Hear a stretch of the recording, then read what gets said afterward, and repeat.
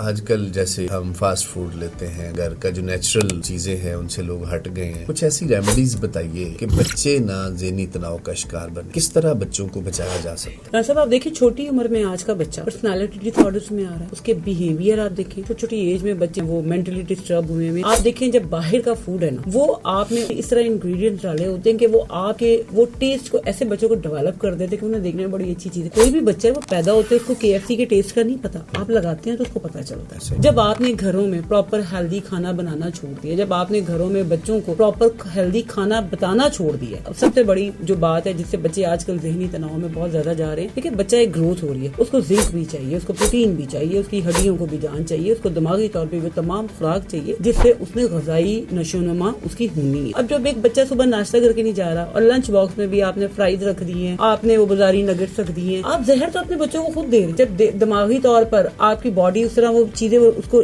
چیزیں مل ہی نہیں رہی ہیں تو وہ کیسے آپ کو اچھا وہ ریئیکٹ کر کے دکھائے گا؟ اپنے بچوں کو گھر کی چیزوں پہ لے کے ہم کہنا چاہ رہی ہیں کہ آج کل کے جو فاسٹ فوڈ یا جو ماؤں کا بیہیویئر ہے وہ بچوں کے فیوچر کو بھی خراب کر رہا ہے اور بچوں کو ذہنی تناؤ کا شکار بھی بالکل بنا کر رہا رہے ہے۔ ہیں۔